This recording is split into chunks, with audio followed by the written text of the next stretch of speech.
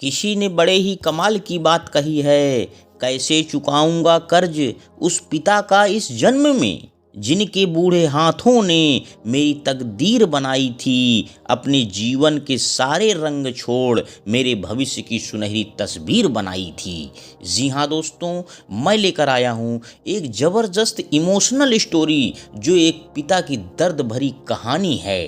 तो आइए ध्यानपूर्वक सुनिएगा। एक गांव में एक छोटा सा बच्चा था। उसके पिता तो थे, लेकिन माँ की मृत्यु हो गई थी। पिता सारा दिन काम करता और अपने बेटे को पाल पोस कर बड़ा करता है। वह सारे सुख अपने बेटे को देता है, जो एक माँ दे सकती थी। उस पिता ने कभी कुछ नहीं मांगा, सिर्फ इतना ही मांगा कि मेरे बेटे को कोई परेशानी ना हो।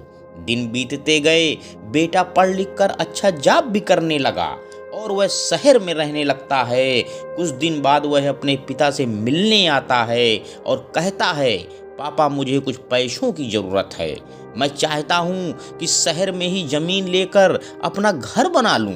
पिता इस बात को सुनकर बहुत खुश होते हैं। सोचते हैं कि मेरा बेटा एक न एक दिन मेरा नाम रोशन करेगा। जिंदगी भर की बचाई हुई पूंजी को निकालकर अपने बेटे को दे देता है।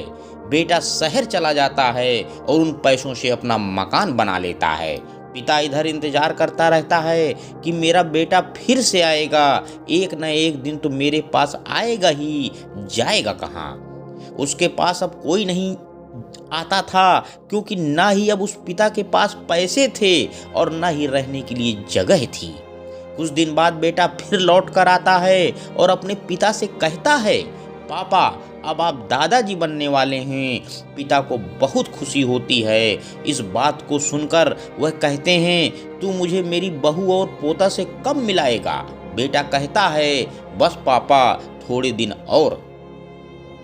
पापा मुझे कुछ पैसों की ज़रूरत है, क्योंकि आजकल थोड़ा जॉब में खिचबिच चल रहा है, जिसके कारण मुझे कुछ दिन के लिए सस्पेंड कर दिया गया है। एक पिता की दर्द भरी कहानी सुनकर आप दंग रह जाएंगे। पिता के पास कुछ नहीं रहता है देने के लिए, लेकिन पिता भी कहता है, अच्छा बेटा रुक, मैं अभी आया कुछ पैसों का बंदोबस्त करके। पिता बाद में महाजन से कुछ पैसे उधार लेकर अपने बेटा को देता है और बेटा पैसा लेकर शहर चला जाता है। बरसों गुजर जाते हैं। पिता सोचता है कि मैं तो अब दादाजी बन गया हूँगा, मेरा बेटा पता नहीं मेरे नाती को लेकर कब आएगा।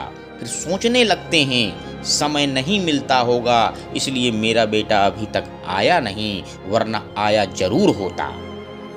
तब तक महाजन 2-3 आदमी को लेकर उस पिता के घर पर आता है और कहता है कि आपके वादे के मुताबिक मैं पूरे 3 महीने बाद आया हूँ अपने पैसे ले आने के लिए। मेरे पास पैसे नहीं है देने के लिए। महाजन कहता है, जब पैसे देने के लिए नहीं थे तो मुझसे उधार क्यों लिए। तभी पिता कहते हैं, ठीक है रुको, मैं तुम्हारे लिए पैसों का बंदोबस्त करने आता हूँ। और वहाँ के नज़दीकी अस्पताल में चले जाते हैं। वहाँ जाकर अपना ब्लड डोनेट करते हैं और अपनी एक किडनी बेच देते हैं और उस महाजन का कर्ज चुका देते हैं। किडनी बेचने के बाद उनकी स्थिति और भी खराब हो जाती है और वह उस राह में जी रहे होते हैं कि मेरा बेटा एक दिन आएगा जरूर। इस आस में जीते जीते एक दिन पिता की मृत्यु हो जाती है, परंतु उस बेटे को अपने पिता को आग देने का नसीब नहीं हुआ। दोस्तों, इस छोटी सी कहानी से हमें सीख क्या मिलती है कि बड़े नसीब वाले होते हैं वह जिनके सर पर पिता का हाथ होता है। उनकी सारी जिद पूरी हो जाती है क्योंकि उनके साथ पिता होता है।